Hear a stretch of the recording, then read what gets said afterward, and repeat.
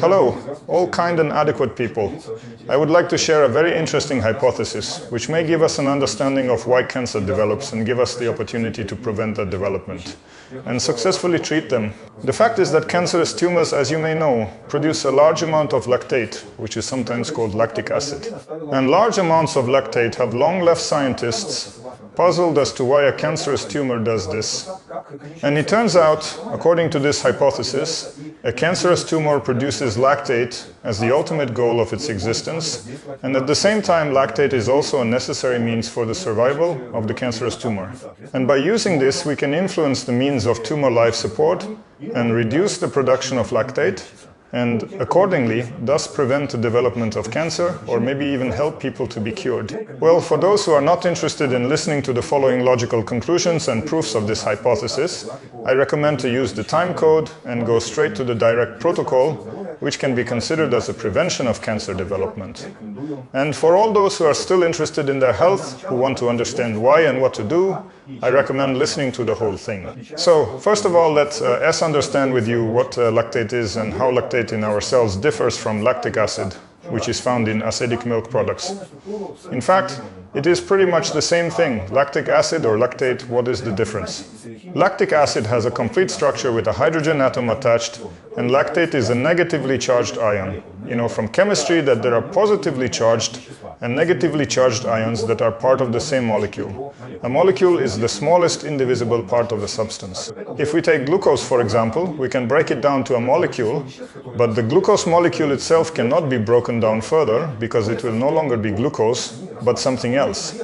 So most of the substances that we have dissolved in the intercellular fluid, in the cells, in the blood, are in the state of ions. That is, they have broken down into positively and negatively charged particles. And so this negatively charged particle residue of lactic acid is called lactate. Because in living organisms, lactic acid in its whole form is practically not found. It immediately after its formation is converted into lactate. And accordingly, despite the fact that it is the same inside the cells of the human body as in acidic milk products, nevertheless, if you drink kefir or ryajanka, it does not mean that your blood lactate level rises instantly. Because digestive enzymes get involved and there is not much left of that lactic acid that you have there in the ryajanka or in the kefir. All of it is broken down into other small particles and then it is resynthesized. So let us make it clear that consuming acidic dairy products has nothing to do with the level of lactate in the blood or the level of lactate in the cells. So what does and where does lactate come from in our cells? It comes from glucose. The fact is that all of our cells need to be nourished. In order for the cells to be nourished, the best nutrient for them is, of course, glucose. Of course, there are other nutrients, but glucose is the most favored, the fastest fuel. And so in order to extract energy from glucose, our cells have to process it in two steps. I am going to compare these two steps to two stoves for simplicity. For example, we have one stove in which we load logs and they start to burn. But very quickly the stove goes out because there is not enough air supply and oxygen in it. And as a result we get a little bit of released heat, burn some wood, but they do not burn to the end. The same thing happens when glucose is broken down. In our cells this stage is called glycolysis. That is a result of glycolysis without the presence of oxygen. Oxygen is not needed there. Pyruvate and then lactate is formed. That is, lactate is the end product of glucose metabolism. After that, in normal cells, and in our case in a normal stove, we take this burnt wood, not completely burnt, we load it into another stove where it is already very good, and where these woods are already burning to the ground. There is only one room left and a lot of energy is released. The same process occurs with pyruvate or lactate, which remains from the initial breakdown of glucose. And this oxidation takes place in the mitochondria. Mitochondria are little organelles that we have in almost every cell. For example, in red blood cells we do not have mitochondria. So there the whole process of energy supply goes at the expense of glucose cleavage at the first stage, which is called glycolysis. And naturally we have erythrocytes as the main suppliers of lactate in the blood. If we measure a person S-lactate in a calm state, it is 0.5 millimeters per liter. And that is mainly because of the red blood cells. In the red blood cells, well, in all other cells it doesn't T-stop at lactate or its precursor pyruvate, but these molecules are burned completely in the mitochondria. And so if the combustion in the first step from this wood or from glucose, we only have 2 molecules of ATP released. ATP is adenosine negative 3-phosphate. That is, it is a high energy compound that has 3 phosphoric acid residues attached to it. When each of these residues is broken, a certain amount of energy is released which can be used by our cells for their various needs.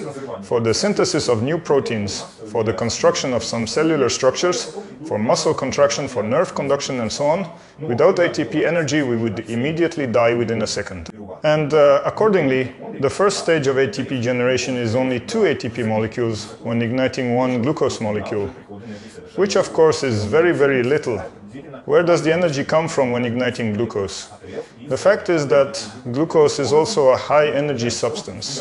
When we break the bonds that are inside this molecule, we release a certain amount of energy, which then goes to form adenosine negative 3-phosphate. But when it comes to oxidation of glycolysis products, pyruvate or lactate inside the mitochondria, that is when we put these not completely burned wood into a highly efficient stove, then the energy input is completely different. And it averages approximately 28, maybe even 30 ATP molecules from each glucose molecule. Thus we get in general, during ignition of 1 glucose molecule, both in the process of glycolysis of this bad stove, and in a good stove, together 30 to 32 ATP molecules. And this is naturally ignited in high efficiency stoves in might. Ondas is the most efficient way to extract energy, which is 15 times better than igniting just glucose. And where we can see such examples in the same lactic acid bacteria, that, as say a lot of lactic acid bacteria don't have the enzymes to fully ignite glucose. They have glycolysis only up to the lactic acid stage, which is what we get from milk to make plain sour milk. Kefir and all the other ingredients, this is the same stage, the primary stage, that exists in all living cells, and then as they become more complex, we have mitochondria. In particular, mitochondria are such organelles which did not appear just by themselves inside the cell, but they came to us as a symbiosis of other microorganisms. Some microorganisms are small. They were able to produce energy with the presence of oxygen. That is, when the digestion of lactate and pyruvate takes place in the mitochondria, it necessarily requires the consumption of oxygen, and other cells did not have. They had only glycolysis. So that is when the coupling occurred, these little cells that had enzymes that were able to form OTA from the presence of oxygen. From lactate, they internalized these cells that previously could only glycolytic sympathetically. We had the highly efficient cells that we have now. And here is the interesting thing, So recently it was thought that we had lactate accumulating in our cells, in our muscles, especially always when we didn't get enough oxygen. For example, you could look at training. If you lift some heavy weights, you can do 10 to 12 repetitions, then your muscles fail. You have such a characteristic shrinking. It shows that you are acidified in simple language. What does that mean? It means that your muscle fibers, which were involved at that moment, didn't have enough mitochondria, and they don't need it, because they were fast muscle fibers, so-called type 2 times, which are very strong. But which are very strong, use mainly this first step in the breakdown of glucose, which I remind you is called glycolytic. It is a very fast energy production, but it has the price of accumulating fast lactic acid, and so you have to stop exercising after 45 to 50 seconds, if you understand weight well, in order to take a break so that the lactic acid, lactate, goes somewhere. And so it has always been thought that lactate builds up when there is not enough oxygen. So lactate for a long time, so it was thought to be a product that occurs as a side effect when there is not enough oxygen. And when in 1923 from Warburg discovered the amazing property of tumors, when in the presence of sufficient oxygen, the tumor intensively absorbed sugar and at the same time intensively accumulated lactate. It caused astonishment. This was a discovery that resulted in Warburg receiving the Nobel Prize because he had described the metabolism of a cancerous tumor. And indeed, if you look at a normal cell, it extracts about 2 to 18% of glucose from the blood. In contrast, a cancerous tumor extracts between 47% and 70% of glucose from the blood. The concentration of lactate in a cancerous tumor is 40 times greater than the concentration of lactate in healthy cells. And 66% of all glucose that enters the cancerous tumor is converted into lactate, which does not happen in a normal healthy cell. And this phenomenon was called the Warburg effect, that is aerobic glycolysis in another way, emphasizing that glycolysis occurs completely when there is enough oxygen, while it is always considered that glycolysis occurs when there is simply not enough oxygen. And this was lived with for a very long time, abandoned. Well, there is the Warburg effect, It was attributed to the fact that there are some genetic mutations that somehow cancer cells do not work in the same way. In general, no one did it. Until in 1985, another scientist, George Brooks, an American, was actually interested in the work of mitochondria and lactate in elite athletes.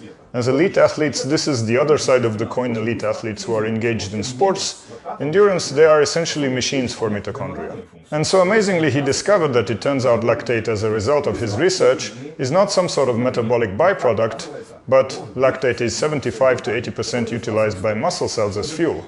Lactate is the preferred fuel, not glucose, but lactate is the preferred fuel, which penetrates into the mitochondria and energy is produced from it. And not only that, but lactate also feeds brain cells. That was his first discovery.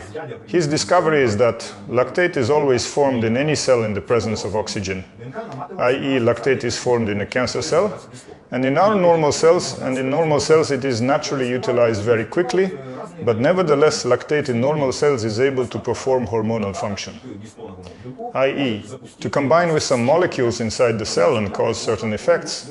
For example, lactate turns out to be able to combine with proteins called histones. What are these proteins? You know, we have a carrier of hereditary information called DNA. It is a double helical molecule, very long. And so if the DNA was not somehow ordered, grouped, they would come out these strands from the nuclei, and it would be a mess. So in order for DNA not to get tangled anywhere, DNA is wound on special coils, proteins called histones, and these coils can be opened and they can be closed. And so different molecules open them or close them. For example, the attachment of a lactate residue to a histone protein can trigger the process of reading information to produce some component we need. Or vice versa, it can trigger in other conditions. For example, in a cancer cell, the production of some very harmful component. And this is the signaling function of lactate. Finally, lactate is also the most important source of gluconeogenesis. Gluconeogenesis is simply the production of glucose from non-carbohydrates. Carbohydrates are all foods that raise our blood sugar. There are circumstances when a person's blood glucose level drops, nothing in the stomach, and you need to somehow raise that glucose. That is where you get it.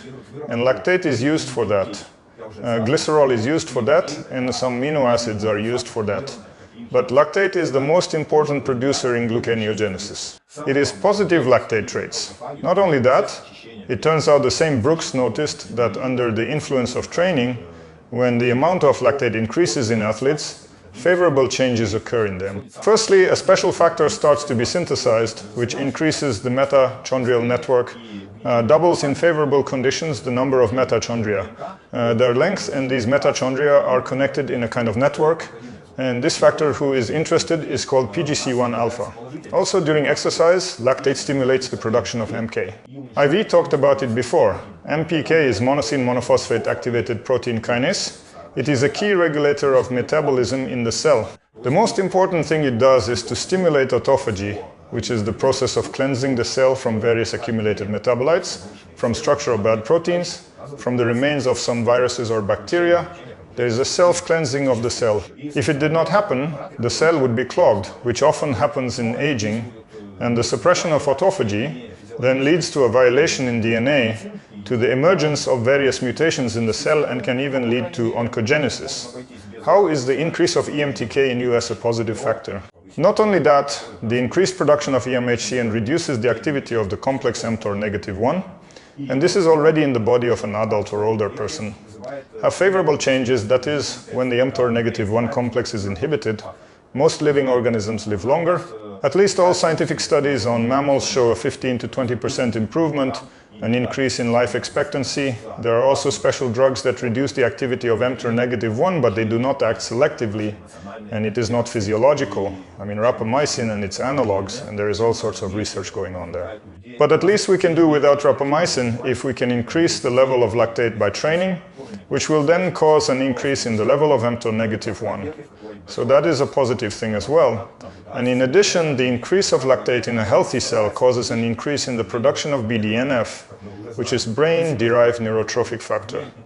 What is this molecule? It improves brain function, especially in structures like the hippocampus and the amygdala.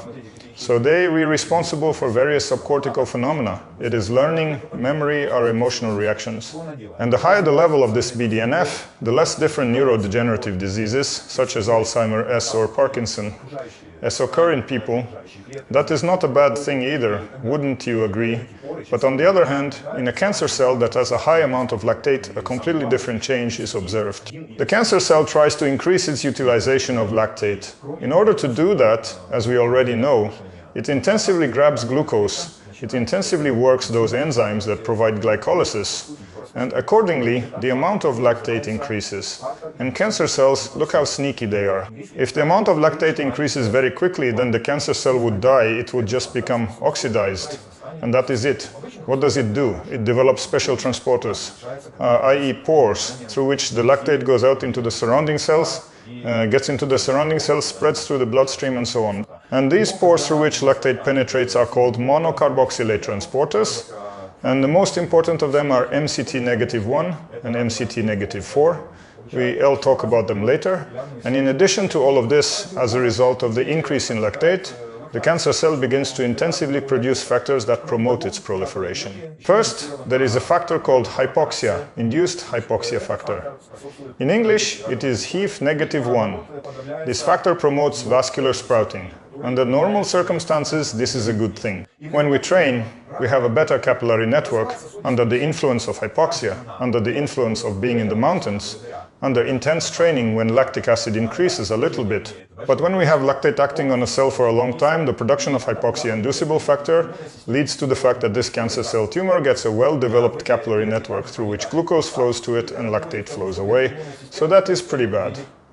In addition, the cancer cell still induces the production of factor C, MyC. So this factor promotes the progression of the cancerous tumor, and conversely the p53 protein, which has an anti-oncogenic effect, is suppressed, and as a result of that, the cancer tumor develops a judgmental network. It also makes this kind of environment around itself thanks to the lactate transporters.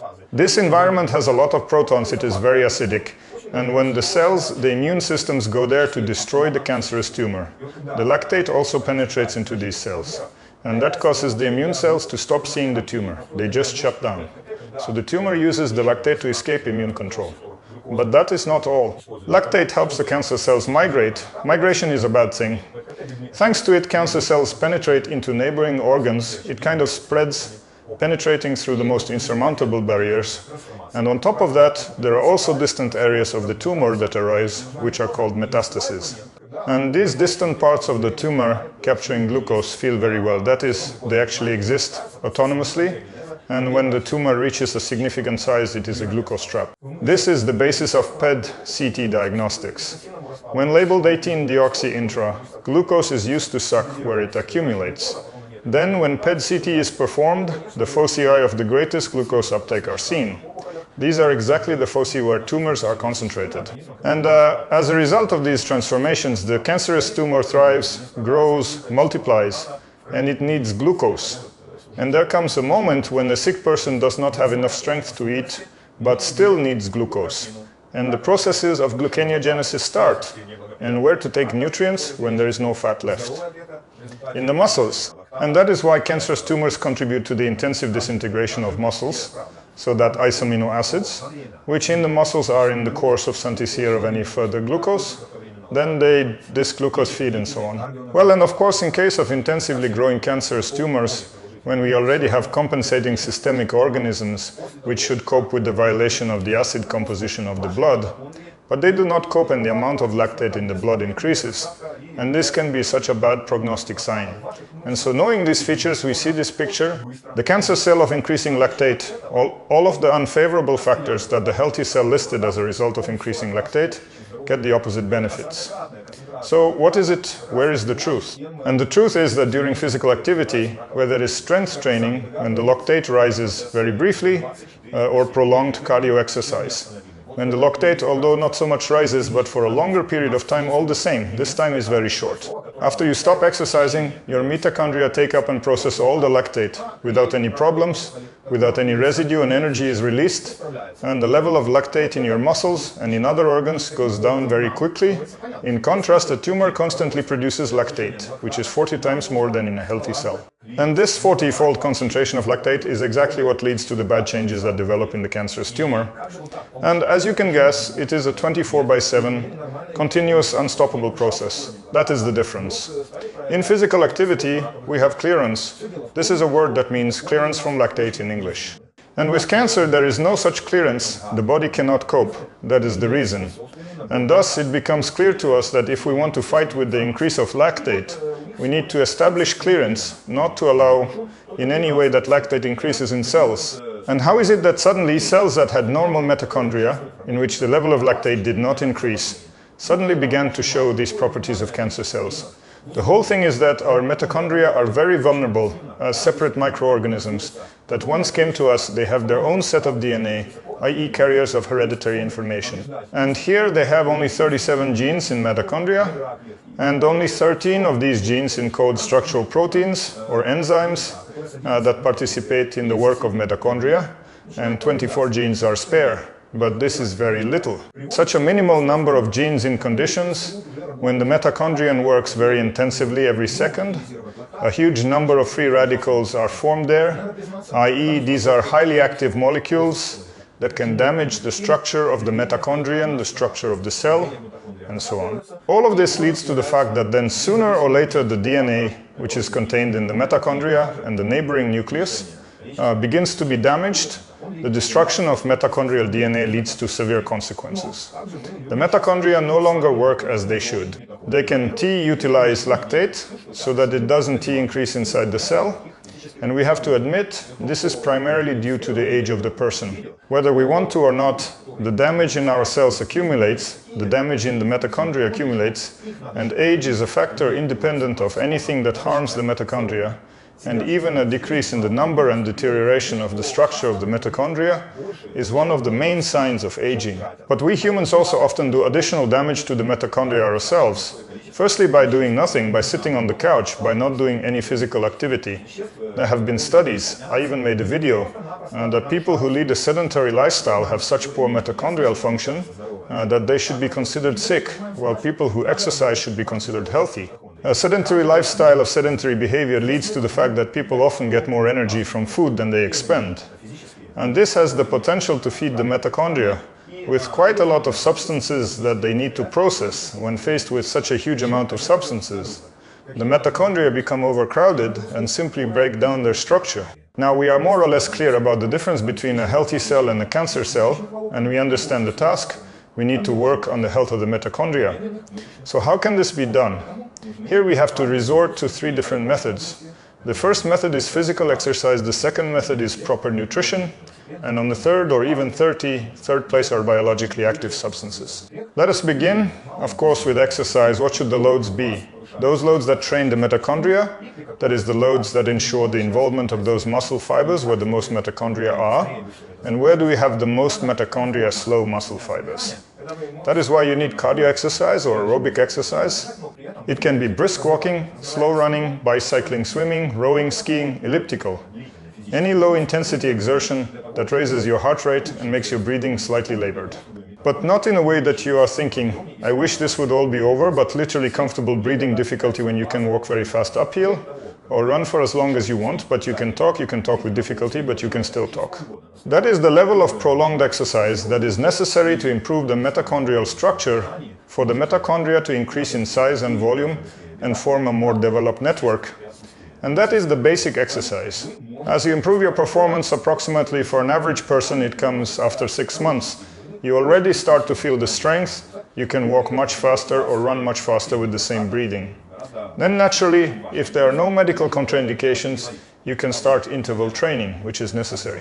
Interval training is short periods of very intense cardio loads, which cause you to accumulate lactate to a much greater extent than your body can digest. When you are doing cardio in what is called the second training zone, which I just talked about, it is different in that the amount of lactate that is formed in your muscles goes up a little bit, but it doesn't T-exceed what goes into your bloodstream. It doesn't T-exceed 2 millimoles per liter. If you have a level of lactate in your blood that does not exceed 2 millimoles per liter, Your respiratory system is not really strained and you don't have to breathe intensively to compensate for the lactate getting into the blood. But when you are already experiencing shortness of breath, it means that you have acidification, the level of lactate has started to increase and you have to breathe more often. So it is better to be guided by your breathing, not by heart rate. You can just take it as an indicator that shows your fitness. Yesterday you were running at a heart rate of 120. I don't, 10 kilometers in 1 hour. And after 3 months you started running 15 kilometers in an hour at the same heart rate. What that will show you is that your mitochondrial network has improved, that your cardiovascular system has improved and so on, that your UV become more endurant. When all this happens, you add interval training, during which it is very difficult for you to breathe. You already start, let's say, to run fast. There are 4 minutes and you think it would be faster to end it all. It is so difficult. It is if you, for example, perform some exercises with dumbbells, you for 30 seconds come to such a feeling that it is impossible to stop. But during interval training, these 4 minutes seem like an eternity. In fact, interval training is practiced as follows: 10 minutes of warming up, very light pace. If it is running, let's say, in general, it is applicable to any kind of cardio loads. Then there is 4 minutes, well, someone 2 minutes, someone 3. I tell them how I do it. Then 4 minutes is running for all the money, so-called. Then 4 minutes of rest, and active or very fast to go, or very slow to run. Then again 4 minutes you run for all your strength. But with the understanding that you need to run the next intervals, and you need to keep an even speed. You can T-sprint for the first minute and then crawl back in the 4th minute. You should somehow calculate your strength so that you run somewhere between 85 to 90% of your maximum. But it all comes with experience, of course. I repeat once again, after a doctor's check, because these interval training sessions can be the first and the last in a person's life. And as you become more and more trained, you increase the number of intervals, and then you complete the training, of course, with a warm-up, which is about 10 minutes of slow running or fast walking. And these interval workouts are the factor that will allow you to grow. It increases mitochondrial function many times over. It is a turbo mode that is going to allow you to utilize the lactate very intensely, very well. During the slow training phase, when you are running in the second training zone, you are developing the ability of the mitochondria to utilize the lactate. And therefore, when you then perform loads on the 4th, on the 5th, on 100% of your capabilities, the lactate that you have formed with the help of a developed network of these tubes, channels, through which lactate is transferred from the working muscles to the surrounding tissues. These surrounding muscles will utilize your accumulated lactate. Let me give you an example. During intensive running, let's say, you often strain muscle fibers, oxidative, fast, so-called 2A type, which are also present in the mitochondria, but still a lot of lactate is formed. And the neighboring muscle fibers, the first type, the slow muscle fibers, at this time play the role of disposer of the extra lactate. So the better you train your slow muscle fibers first by slow running, the easier it will be for you to run fast sections or to cycle some fast climbs and so on, because you will have a very good utilization of lactate, and the example of elite cyclists illustrates this very well. For example, TDE Pogačar can ride at 300 watts for about 5 to 6 hours. For him, that is training in the second training zone. Here is someone who goes to the gym, just gets an exercise bike. If it has a regulator, put 300 watts on and try pedaling. Then write down how many minutes you manage to do it. A person rides for 5 to 6 hours every day, and for him it is a common practico. That is what a well-utilizing mitochondrial lactate means. That is very important. Regarding strength training, yes, during pure strength training, we engage fast muscle fibers. Glycolytic fibers, meaning they promote the greatest growth of lactate. And naturally, when you rest, then the neighboring slow muscle fibers absorb lactate, but here the absorption of lactate is passive. Yes, naturally you increase the ability of your muscle fibers to clear lactate, but it is not even close to the possibilities that training in the second training zone gives. While I don't deny it, strength training is very useful, extremely important, but it is not really the right tool for training the mitochondria, because there is practically no mitochondria in these muscle fibers. Maybe you can do something with small weights, with a lot of repetitive exercises, but here is the situation: there are few slow fibers in the arms. How do you test for that? And there is not a lot of mitochondria in those muscles. Try screwing in light bulbs all day long, as much as you can. And try walking. You can walk for a long time because there is a lot of mitochondria in the muscle, of slow muscle fibers, but less in the arms. People often write to me about Cillianov's methodology. I fully recognize him as an outstanding sports physiologist, but the methodology of statodynamic exercises i.e. It is a lot of repetitive exercises with low amplitude, with low weight, which in idea cause a very strong accumulation of lactic acid. Their close-in effect may be just less traumatic and raise the elbow in the same way as in conventional strength training. And they haven't undergone some kind of validation by randomized clinical trials. Not much less, they were not used in elite cycling, they were not used by elite runners, triathletes. I guess if it was that effective, everyone would actually train using the Silyanov method. Although again, I am not arguing. It is a good method too, but it trains oxidative fast fibers. The question may arise, how come we only train the muscles for lactate clearance, but what happens to the other muscles? With the brain, for example, with the pancreas, with the intestines, where there are, what is the sin of lactate producing tumors? How do you train this here? How do you train this? Recently it has been noticed that our organs exchange information with the help of small balls with a diameter of 30 to 100 nanometers. These balls contain RNA, that is hereditary information, contain different proteins and signal molecules that can cause favorable or unfavorable changes in the cells of tissues. And during physical activity, muscle exosomes and myakins are also released, which are distributed by the bloodstream throughout the body. And thus they also have a positive effect on the brain, on the pancreas, on the kidney, on the liver, and on everything. This is how our workouts promote whole body health. I also anticipate comments that there was an athlete or a person who practiced Zuges all the time, and here is such a trouble cancer, or ran all the time, or something I have not seen among runners there, or athletes, long livers. Well, listen, I made a special video about the fact that, for example, cyclists who participated in the Tour de France, let's say, and similar competitions, on average live 8 years longer than the population average, after all. And numerous studies show that indeed the incidence of cancer and the course of cancer, if it has already happened, is much lower in people involved in endurance sports. So some personal experiences, your acquaintances may indeed have a point, but overall the statistics say that it works, that cardio exercise is still a cancer preventative. Nutrition of course is very important. And here everything depends on the age of the person, on the type of physical activity. Well, at one pole, for example, we will have some elite athlete, a cyclist, let's say, who can consume carbohydrates even 100 grams per h-hour. This is a normal practice in triathlon in long cycling events. And the next day or immediately after a stage of 250 kilometers, such comrades can safely consume up to 10 grams of carbohydrates per kilogram of weight, per Dalton Y, and they don't have diabetes. Their mitochondria work perfectly well. They have very good purification of lactate. On the other side of the pole we have elderly people. We have people who can exercise, who have musculoskeletal problems or some other problems that don't interfere with exercise. Well, for such people we need to strictly limit carbohydrate intake. We need to make sure that the amount eaten does not exceed the amount of energy expended. Sometimes even a negative energy balance is important. Well, for some people, not for all absolutely, but for some people may even be suitable keto diet, which has no carbohydrates or very few carbohydrates in its diet and forces the body to resort to gluconeogenesis. Even in this way, we never see a lot of lactate there. And it can also preserve mitochondria. But here we need even longer studies, because it is difficult to conduct them, you know? You have to take a group of people who strictly adhere to keto diet for, let us say, some period of time, 10, 15, 20 years, and compare them with other groups of people with absolutely the same, some indicators. Let us say the Mediterranean. And then compare them with other groups of people who have the same dietary intake, and then compare them with other groups of people who have the same dietary intake. One more diet, and look at the number of cases of cancer.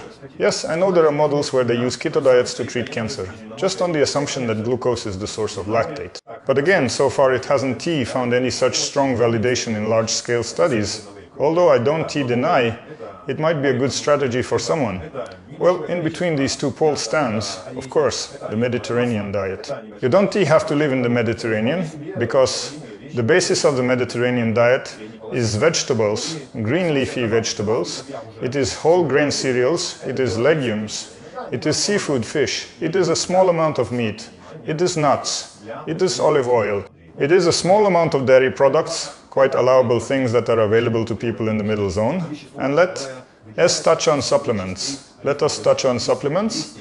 Supplements, as I have always said, it is the 33rd thing sometimes they help us, and I also take some supplements to improve mitochondrial function. My first supplement is oleuropein. What is it? It is a polyphenol extracted from parts of the olive tree, from the leaves and from the fruit. In regular olive oil, its beta fraction is what I removed, so oleuropein is given in capsules. What does oleuropein do? It promotes coupling of calcium entry to mitochondria, that is, better matching of calcium signals for muscle and nerve contraction with energy production. With age, this coupling weakens and oleuropein helps restore it. I take capsules with a high content of oleuropein. I choose products where the fraction is about 50% one capsule before a workout. It begins to act in about 2 hours. I want to share some important information for those who are really serious about making sustainable changes in their health. Based on my 30 years of medical experience and in-depth study of all aspects of health from metabolism to psychology, I have created 3 video courses, each of which provides a step-by-step proven system based on evidence-based medicine and real-world practice. The first course is about normalizing weight without effort or diets. It helps you form a lifestyle where optimal weight is kept naturally for a long time without breakdowns and constant struggle. The second course is how to defeat aging. Despite the title, it doesn't promise miracles. It provides practical strategies for extending an active and healthy life, including prevention of age-related diseases. It also includes the crucial topic of normalizing blood lipids as a factor in preventing heart attacks and strokes. The third course is about non-medication methods of blood pressure reduction. It provides an opportunity to reduce the dosage of drugs or even refuse them, minimizing side effects. It should be understood that this is not a treatment, not a doctor-as aid, and not the establishment of a doctor-patient relationship. It is structured information that can be applied independently and responsibly. Each course gives you lifetime access, constant updates, the ability to feedback to me, and 30 days for a full refund if the course doesn't work for you. Most importantly, it all costs less than a dinner for 2 at the average restaurant, yet is an investment for life with a return that cannot be overstated. If you are ready to improve your health, the links are in the description below the video and in the first pinned comment. Next is ergothioneine. Ergothioneine is found in high amounts in porcini mushrooms and other mushrooms. You can take ergothioneine in 5 mg capsules or consume about 5 grams of dried porcini mushrooms every day, which also supports mitochondrial protection, also improves mitochondrial function. The next third is taurine, which I talked a lot about. I have several videos. Taurine preserves the function of mitochondria. It protects them from damage by free radicals. And our taurine stores almost halve as we age. I use taurine in a 16-week on 12-week off style. Why is that? Because there was a study. Again, there is videos on this where 16 weeks of people taking it and then 12 weeks the effects of taurine were maintained. And finally, urolithin A. It helps to increase mitophagy, that is the selective recycling of damaged parts of mitochondria. For mitochondria to work well, they must be cleared of defective segments. Urolithin can be taken in capsules, and it is also produced by our normal intestinal microflora from dietary precursors. Not all people produce it equally, but precursors come from walnuts, pomegranates, and berries in general. So a diet rich in these foods also supports urolithin biology. And in conclusion, I would like to say that now there are intensive developments that approach cancer treatment from the metabolic side. For example, drugs are being developed that inhibit the release of lactate from the cancer cell. If they block the release of lactate, the cancer cell will take care of itself and choke on its own waste. Drugs are also being developed that block the enzyme used by lactate dehydrogenase type A. This enzyme promotes the increased conversion of pyruvate to lactate. If it is blocked, lactate will not accumulate in the cancer cell, and there are a number of other experimental drugs. So far, they are still quite a long way from being introduced into the clinic, yet some of them are showing success. If there is something interesting that is ready to be applied, I will of course record a video. And I also like the question about metformin. Metformin, as we know, many people use it to treat type 2 diabetes, and some to treat obesity, and some biohackers use it to increase healthy life expectancy. Because metformin does have an effect on increasing NASA-monosine monophosphate activated protein kinase, AMPK, which you and I have talked about, which is a very positive determinant of our health. And there is also the information that the use of metformin in people who are diabetic leads to a reduction in the incidence of cancer. And this is where we have such a dissonance. How can this be? Because a side effect of metformin use is an increase in lactate, And the severe side effect of metformin use, like metformin poisoning, is lactosidosis. Yes, the amount of lactate in the blood increases dramatically, and that is it. It is hard to do anything about it anymore. How come? Well, first of all, lactosidosis occurs very rarely in people who have already been prescribed metformin without precaution. Metformin should not be taken by people who have heart failure, kidney failure, and respiratory failure, because these are the very conditions that contribute to acidosis, which is acidification. And metformin can accumulate there and increase the actual phenomenon of acidosis. There are just such coincidences here. They should be avoided. Well, as for the majority of people who use metformin, the increase of lactate in cells is minimally negligible at all. So it can be simply counted, neglected absolutely within the fluctuating norms. But metformin also has some anti-cancer actions.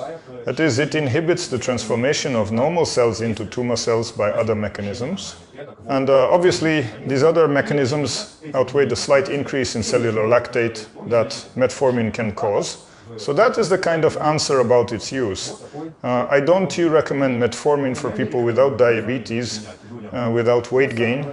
It is better to do cardio training, it is safe, and will definitely bring you a favorable effect. That is all for now.